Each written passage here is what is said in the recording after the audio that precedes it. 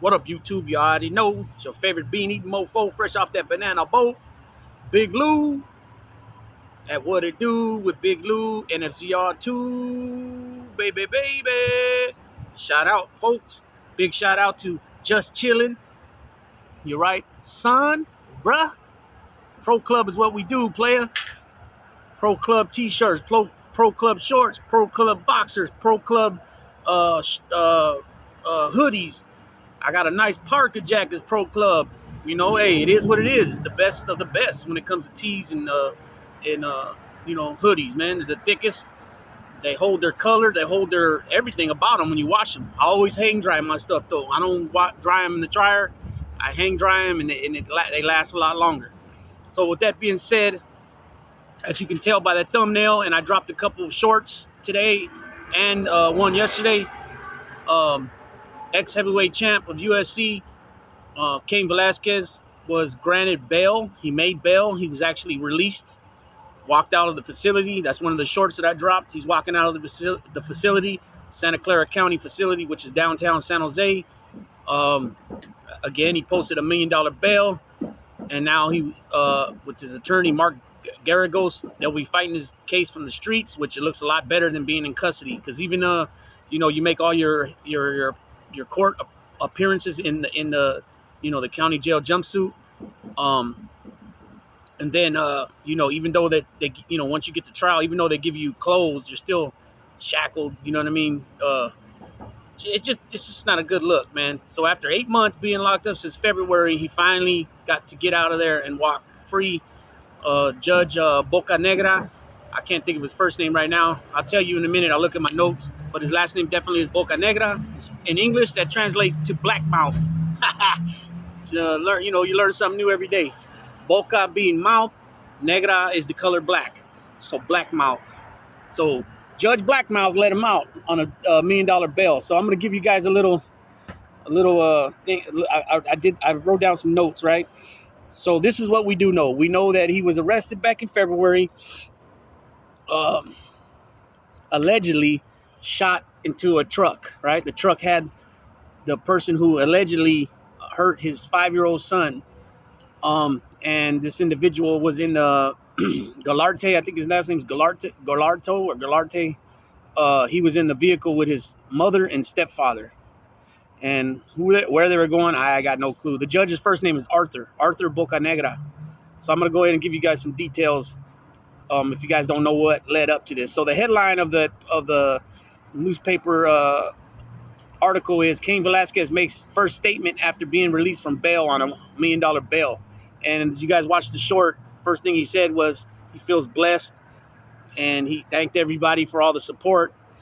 And also, he said something about being better as a human being or something like that. So Cain Velasquez all smiles as he left a holding facility in Santa Clara County, California, after spending the last 8 months in jail, pending trial on attempted murder charges.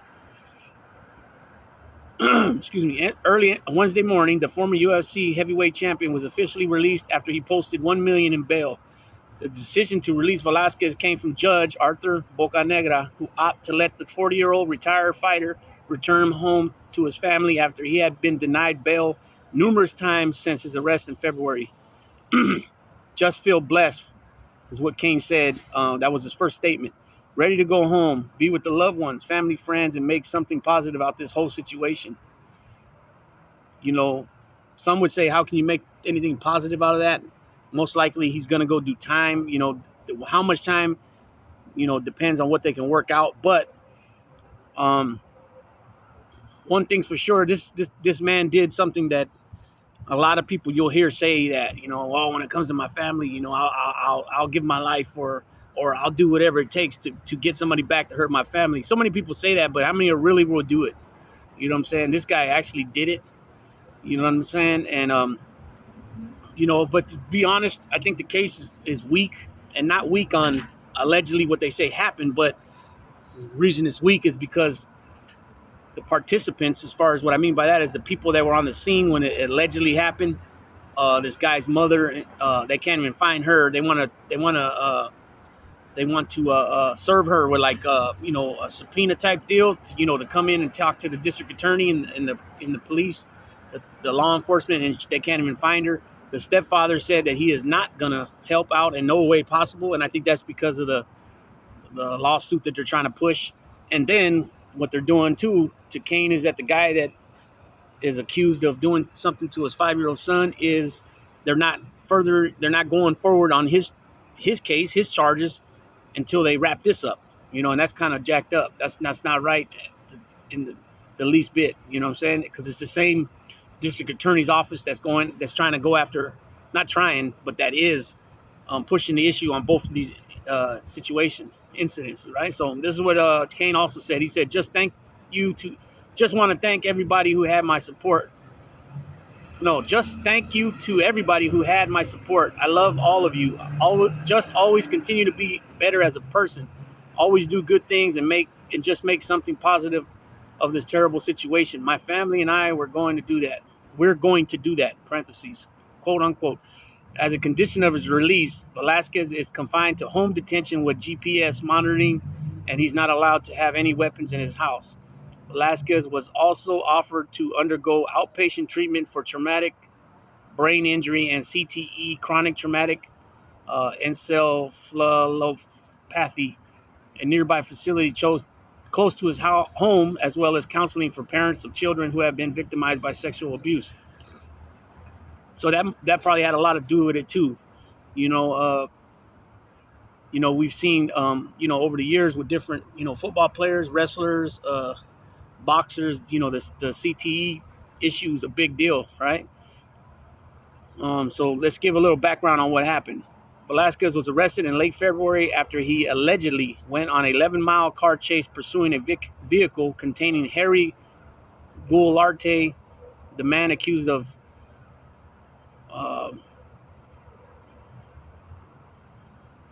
I don't even want to know how to say this right, or even you got to watch what you say with YouTube when it comes to these things. The alleged perpetrator, let's say that, against his 4-year-old son at a daycare facility owned and operated by his mother. Goularte, who later pled not guilty in his own pending case, has been released on bail against the recommendation of the prosecution when he entered a vehicle with his mother and stepfather, Paul Bender. Velasquez allegedly fired several rounds from a .40 caliber handgun into the vehicle, with Bender sustaining a bullet wound that caused non-life-threatening injuries.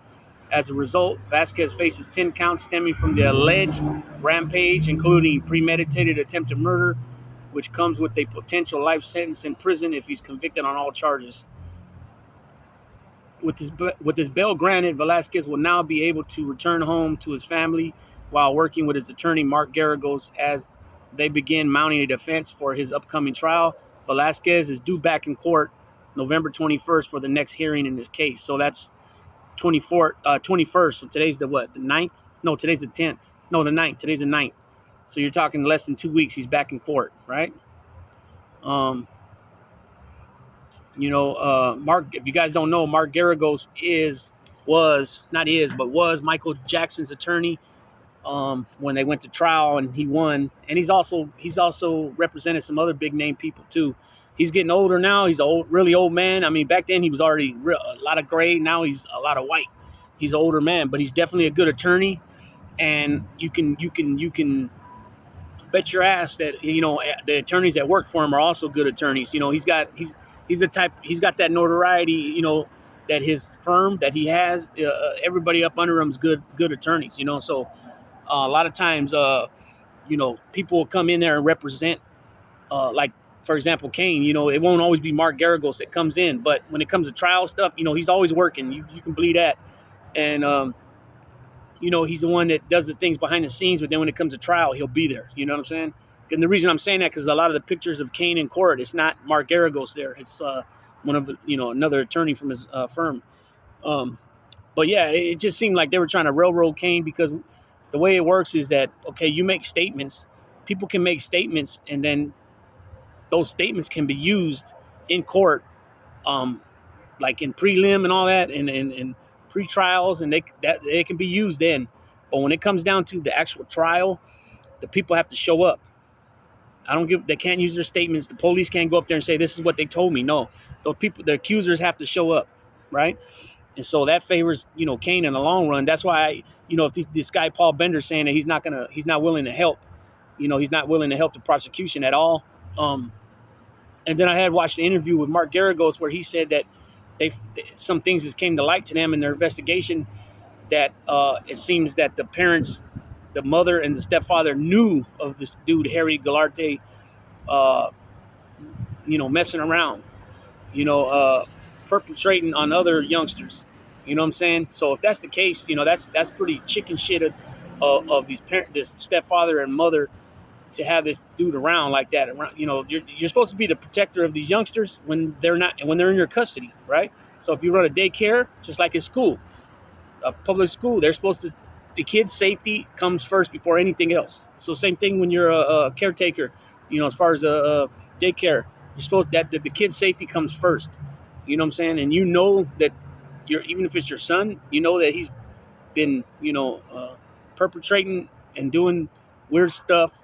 It's your job to do something about it. So, just break it down. Like I said, Cain did what most men say they'll do, but we know they won't do.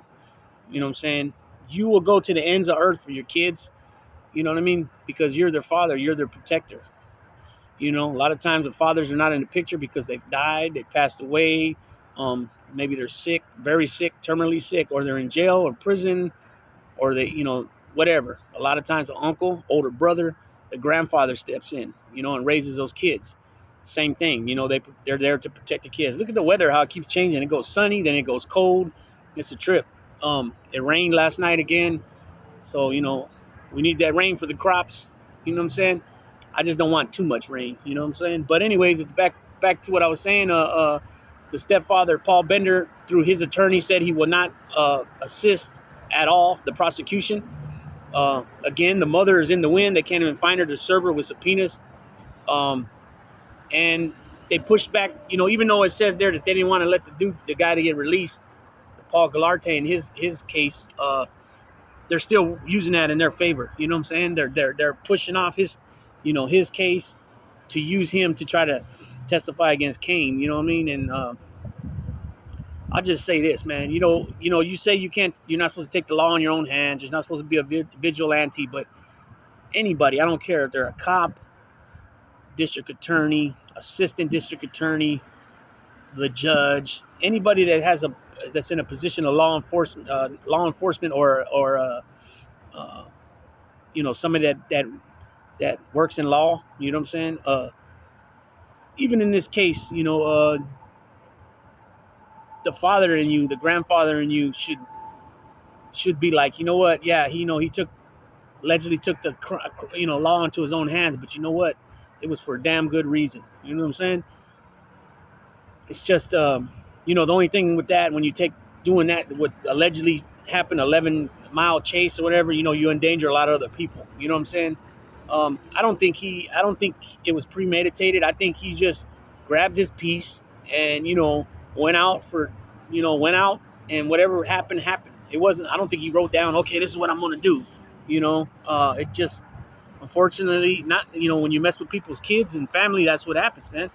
It brings the meanness out of you, and you'll do whatever it takes at that time, whatever you feel is necessary at that time. You know what I'm saying? So, I understand people, man. Motherfucker want to park right next to me when I'm fucking. There's another part over there. You know what I'm saying? I'm over here making a video. Anyways, forget all that, peoples. So with that being said, I'll go ahead and cut this short now because we got people talking right next to me. So Big Lou won't tap on out.